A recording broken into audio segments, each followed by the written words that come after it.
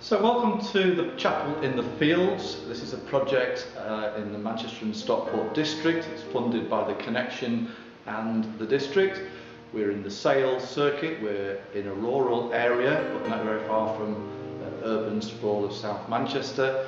It's a new project. It's about creativity and spirituality.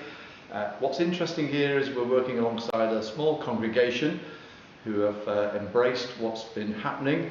And what we'd like to do in the next few minutes is share some of the things that we've learnt that may be useful to others reflecting on a new piece of work. The first word I'd like to share on reflection of the Chapel in the Fields is vision. Clearly, perhaps the most important of all of them is this vision of God? Is this what God really wants?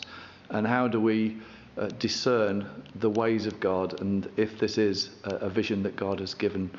We believe in the case of the Chapel in the Fields that it was, and so by sharing that vision with others, seeking wisdom and discernment was clearly important, but also repeatedly sharing the vision with others, and that can be quite difficult, quite time consuming, but almost telling it again. My second word would be visualization, and so sometimes people can't visualize what a vision is going to look like. It can seem very abstract. Sometimes it's only when you start to put things into place that the penny drops, which leads us to communication. All sorts of ways of sharing a vision, either with pictures or words, spending time with groups of people, and particularly in the case of the Chapel in the Fields, sharing time with the congregation, listening to them, telling the story of how you see the vision unfolding.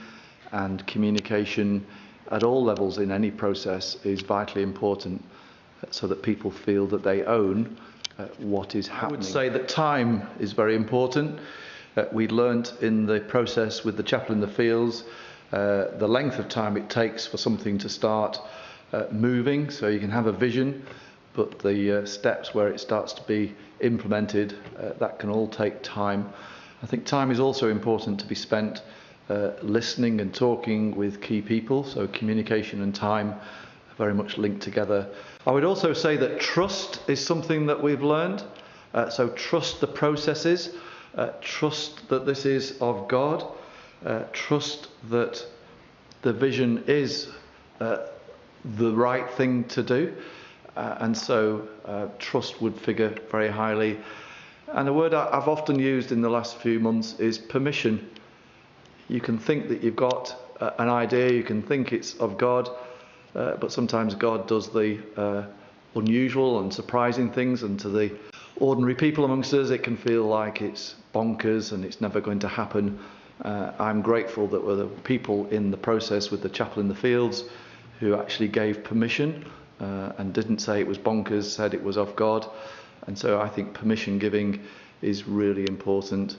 Principally, when you talk about vision and you talk about something new happening, you will hear fear being mentioned. Fear of the unknown, fear of letting go, fear of change, all of those sorts of things. So I think it's really important in any process, and we've experienced that here, to help people, is to give time for people to share their fears, their anxieties and their doubts, so that they feel as though they've been listened. If this vision is of God, the journey is probably going to be a long one. It's probably going to be full of ups and downs. There'll be opposition and hindrances along the way, but I think sticking with it is really crucial. There's plenty of evidence in the Bible for people to hang on in there and believe that God, in the fullness of time, will honour the vision that He's brought to His people.